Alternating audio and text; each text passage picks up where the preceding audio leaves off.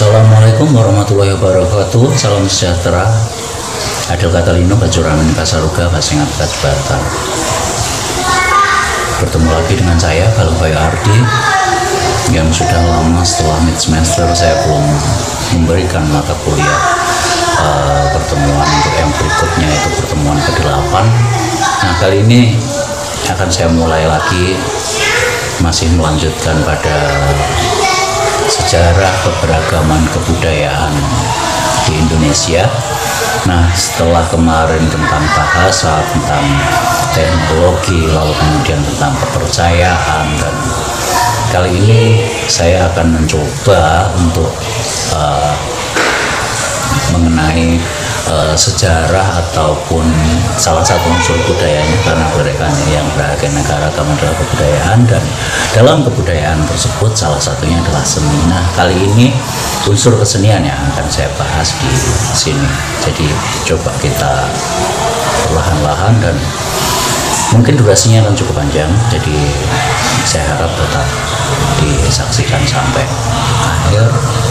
Siapa tahu ya, semoga saja tetap berguna bagi Anda dalam mempelajari sejarah keberagaman kebudayaan Indonesia ini.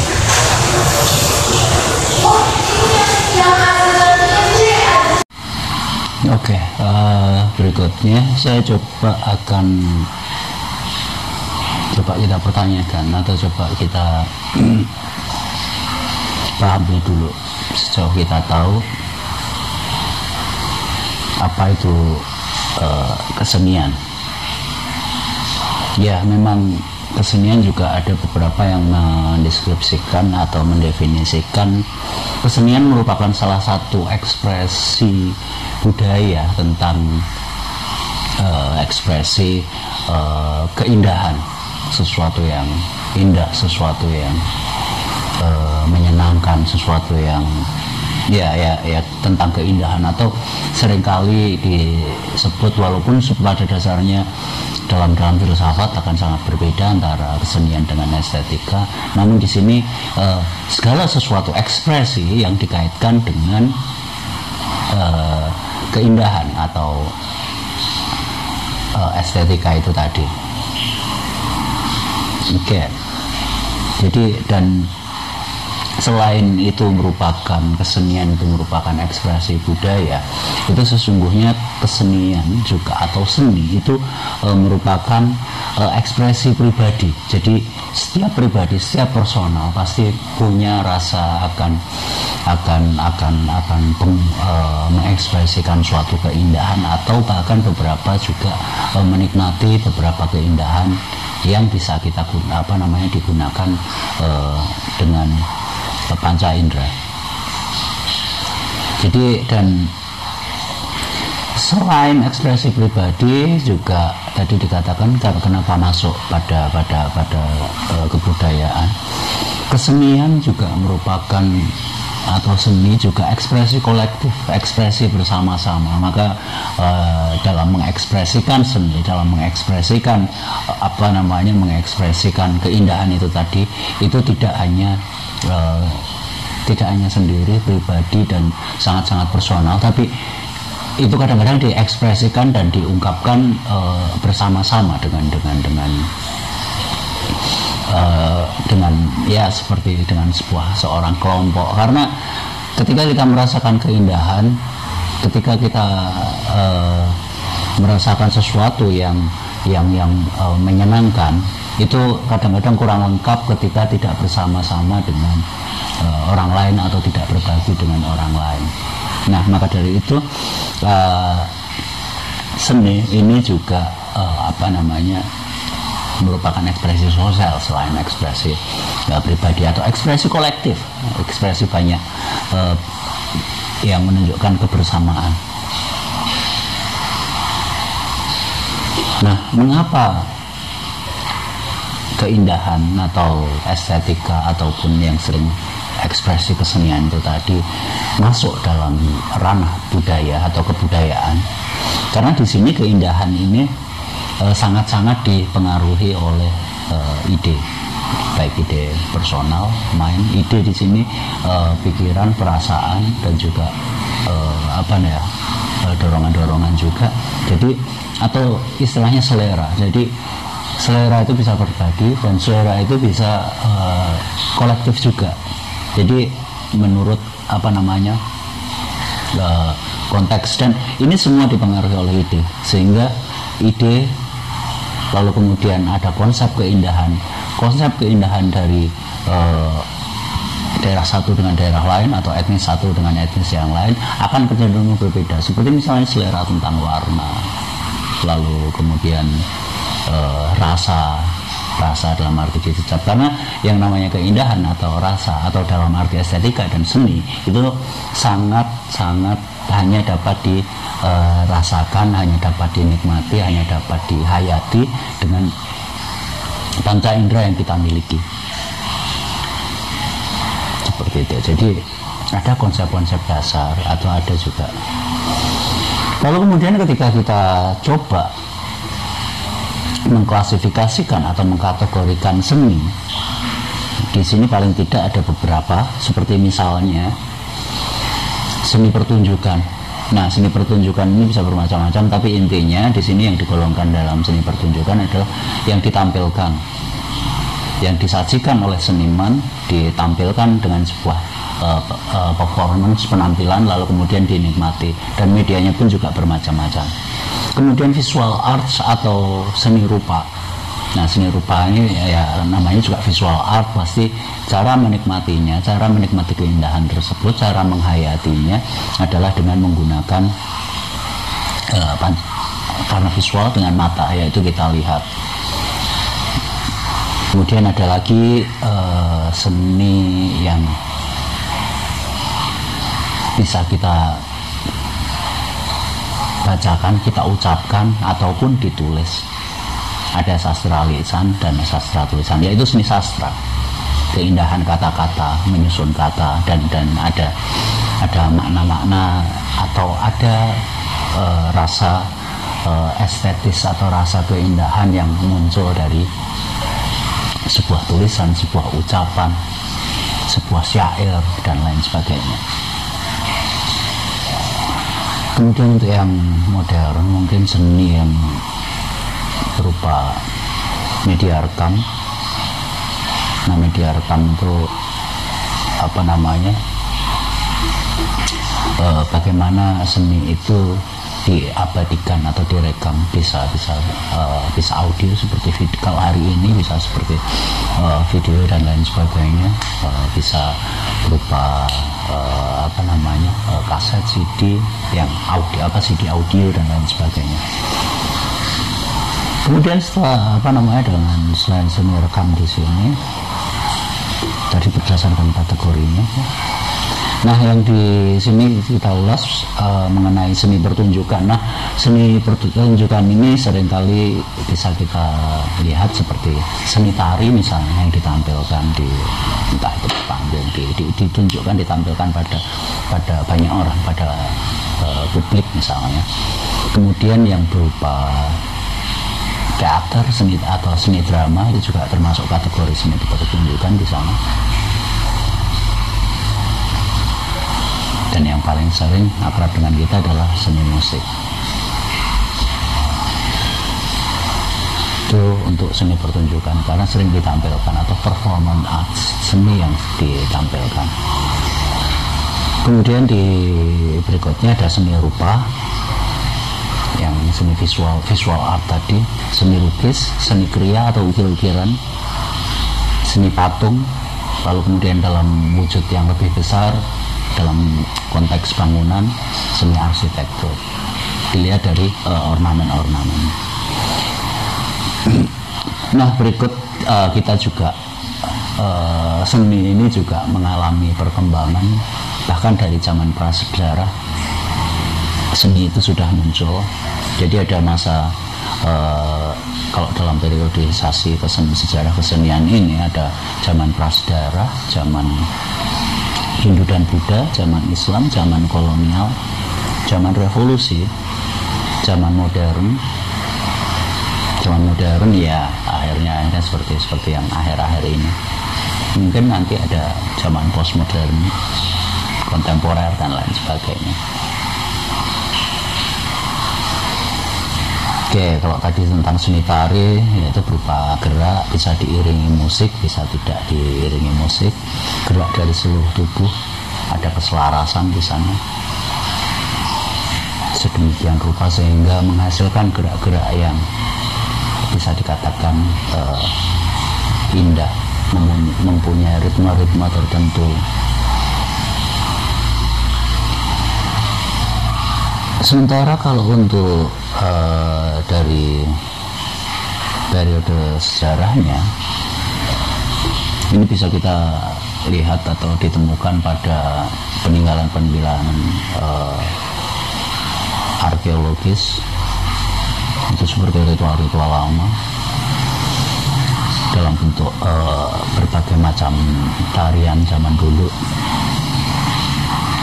seperti di Trunyan, Bali, seperti sebuah drama yang mirip pantomim, hanya ada gerakan tanpa kata-kata. Dan ini juga ada yang mengatakan mungkin bagi kita yang melihat adalah seni tari, tapi bagi pelaku bisa jadi ini merupakan belum tentu sebagai ekspresi keindahan, tapi juga ekspresi lain seperti misalnya ekspresi spiritual. Nah, di sini kadang-kadang seni berperan atau berfungsi sebagai ritual atau ekspresi spiritual, ekspresi religius.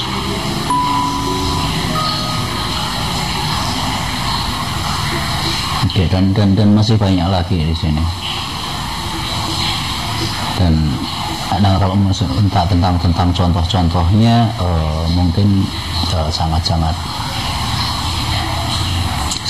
banyak.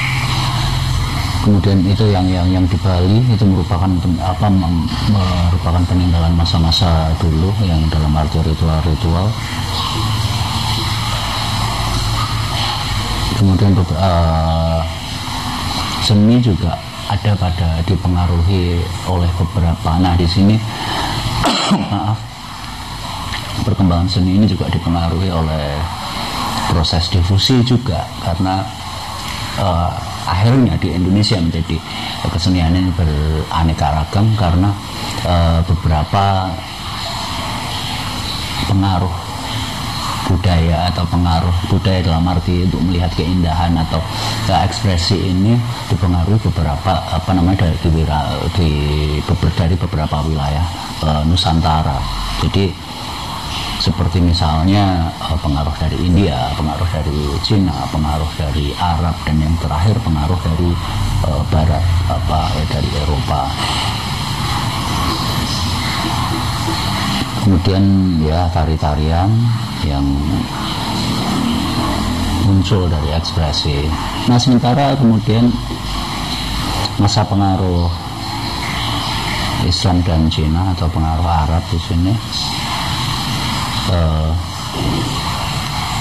lebih banyak memang pengaruh-pengaruh yang, kalau yang pengaruh Islam ini lebih banyak mempengaruhi daerah-daerah di Sumatera, Minang, Aceh, dan juga mungkin Kalimantan Barat bagian pesisir untuk hari ini.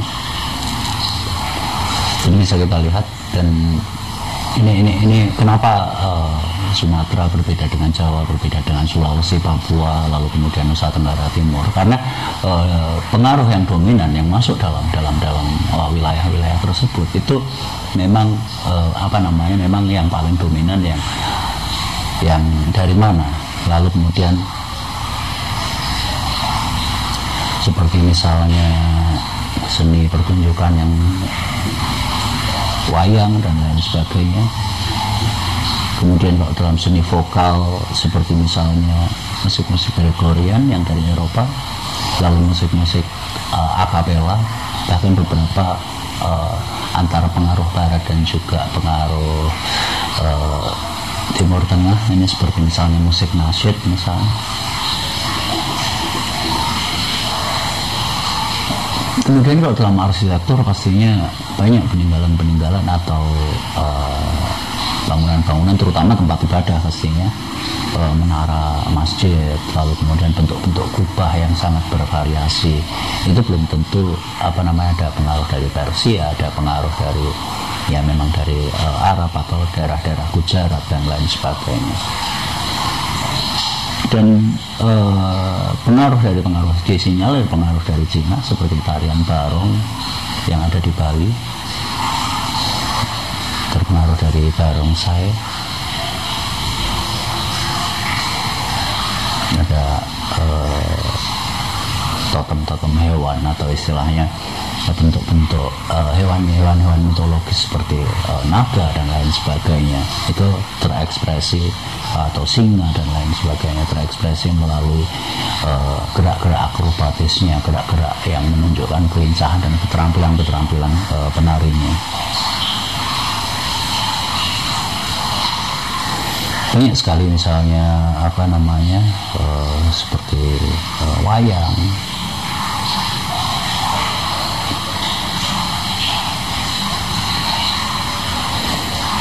Itu tadi pada masa-masa Hindu-Buddha, masa Islam, pengaruh-pengaruhnya yang muncul.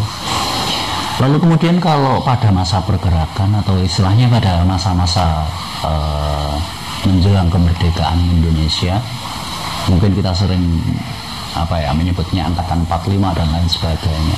Nah, di sini banyak sekali pengaruh-pengaruh dari Barat, pengaruh-pengaruh ideologi baru, lalu pengaruh-pengaruh pergerakan, semangat perlawanan, lalu kemudian karena mulai munculnya intelektual muda yang pernah sekolah di Eropa, sehingga mereka berkenalan dengan demokrasi, berkenalan dengan ideologi sosialis, liberalisasi dan lain sebagainya, maka muncul berbagai macam seni, misalnya aliran-aliran eksistensialisme untuk sebuah puisi, misalnya seperti contohnya Chairil Anwar dengan aliran eksistensialismenya. Lalu pada pelukis-pelukis dalam karya sastra ada angkatan Balai Pustaka, Pujangga Baru, angkatan 45 dan seterusnya.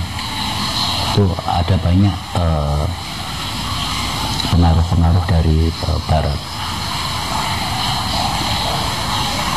Kemudian dalam musik juga mulai pada zaman kolonial inilah, seperti misalnya munculnya not balo atau not yang saat ini do re mi fa sol dan lain sebagainya, karena sebelumnya ada banyak nada-nada tertentu yang memang muncul dari muncul karena di berbagai daerah.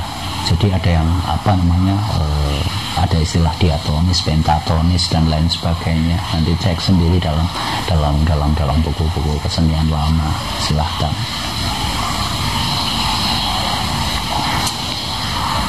Instrumen musik, lalu kemudian yang musik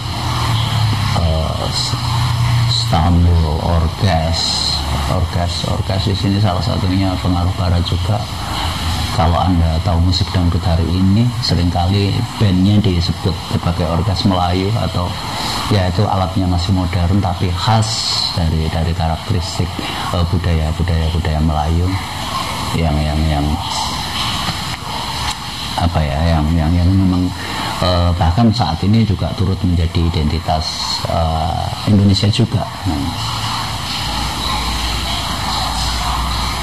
Kemudian tari-tari koreografi yang mengiringi musik, mengiringi lagu, tarian panggung. Nah, kemudian pada abad ke-20, kalau dulu ada wayang kulit misalnya, kemudian ada pengaruh teater pada wayang, sehingga muncul istilahnya wayang wong atau wayang orang. Jadi wayang dari epos Mahabharata yang disajikan seperti sandiwara, seperti teater drama dengan pakaian-pakaian khas wayang, tapi ditampilkan oleh orang, ada aktornya.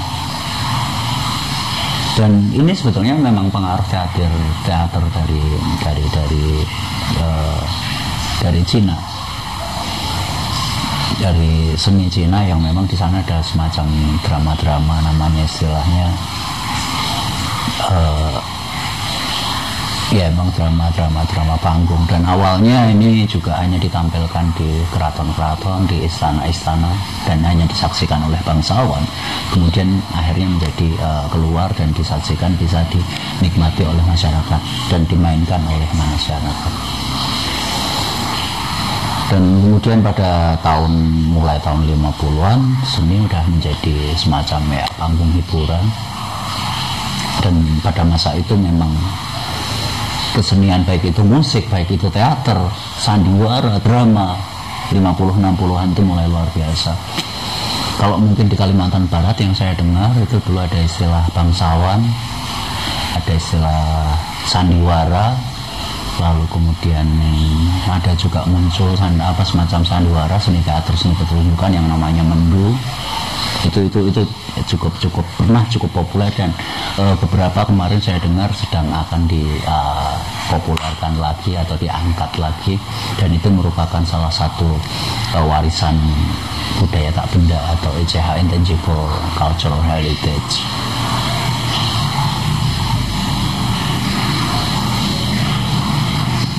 Lalu kemudian ada sendera tari misalnya, tarian yang memang dari tarian itu ada sebuah cerita, tidak hanya unsur keindahan geraknya, tapi ada alur ceritanya.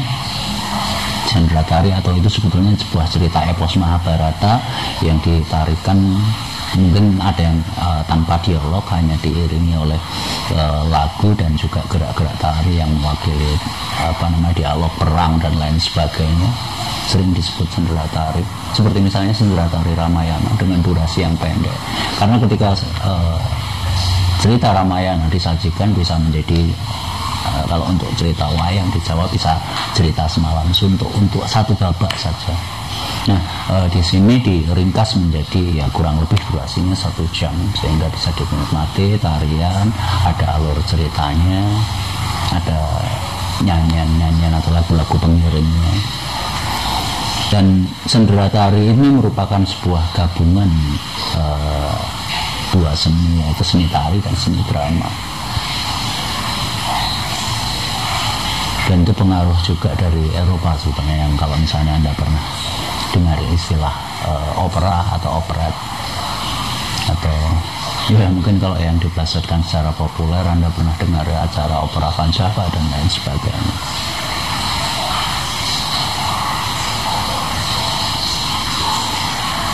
Oke, dan itu akhirnya hal-hal tersebut sangat-sangat bervariasi, dan ketika kita melihat sebuah kesenian, kita akan bisa kok melihat ini pengaruh dari mana, ketika kita punya referensi dan kepekaan terhadap seni-seni yang lain yang ada di dunia ini. Dan hampir tidak ada memang seni atau budaya yang memang murni, kecuali karena kadang-kadang dengan musik-musik tradisional yang dimainkan lagu-lagu kontemporer atau lagu-lagu pop hari ini, ada juga yang nampaknya kontemporer tapi pakem alur ceritanya itu diangkat dari cerita-cerita atau masa lalu.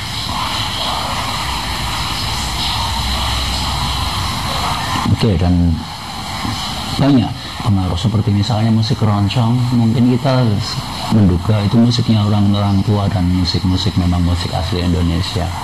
Nah, semacam keroncong ini sebetulnya merupakan musik yang awalnya dipengaruhi oleh budaya Spanyol, karena seperti gitar, ukulele itu memang berasal dari Spanyol. Belum lagi musik seperti hadrah, lalu kemudian apa lagi ya, hadrah, marawis dan lain sebagainya, itu jelas pastinya pengaruh dari Timur Tengah. Ya, tentu saja seni di sini, karena seni itu merupakan bagian budaya, tentu saja seni bisa digunakan untuk sarana komunikasi atau di sana ada interaksi, memuat pesan-pesan tertentu. Seni juga bisa jadi mata pencaharian bagi para senimannya. Seni juga bisa jadi ya melibatkan berbagai macam teknologi, sistem peralatan, alat musiknya dan lain sebagainya, mulai dari tradisional sampai yang modern, dari mulai yang akustik sampai yang digital dan lain sebagainya. Seni juga merupakan sebuah organisasi sosial. Mengapa demikian? Ya misalnya seperti kelompok band, kalau mereka tidak kompak, tidak terorganisir, tidak termanage, ada manajernya, ada pemain bandnya, ada perlengkapannya, lighting dan lain sebagainya, ada IO-nya dan lain, itu sebuah organisasi. Segala sesuatu yang bermanajemen dan terorganisir, itu mereka juga tidak akan jalan, terutama untuk industri kesenian itu sendiri. Oke, dan di sini mengapa intinya kebudayaan Indonesia mengapa akhirnya menjadi beraneka ragam. Nah itu juga ya karena pengaruh dari dunia luar yang masuk ke Indonesia, sebagaimana pengaruh-pengaruh yang lainnya, pengaruh migrasi, pengaruh kolonial, dan pengaruh kejayaan kerajaan-kerajaan pada masa lalu. Nah itulah yang membuat mengapa kesenian di Indonesia menjadi sangat beraneka ragam sampai hari ini.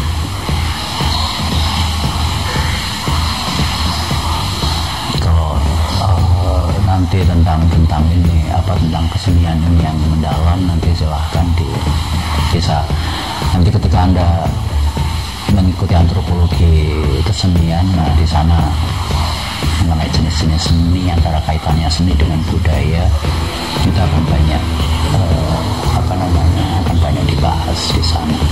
Nah kalau untuk ini kita hanya bahas sejarahnya, tidak mungkin akan saya jelaskan. Ini saja saya tadi hampir terjebak untuk menjelaskan seni secara mendalam. Oke, saya rasa saya cukupkan itu dulu mengenai mata kuliah antropologi kesenian kita hari ini. Dan maaf untuk antropologi kesenian, sejarah keberagaman kebudayaan Indonesia hari ini yang seharusnya minggu lalu sudah kita mulai dan baru saya mulai dengan video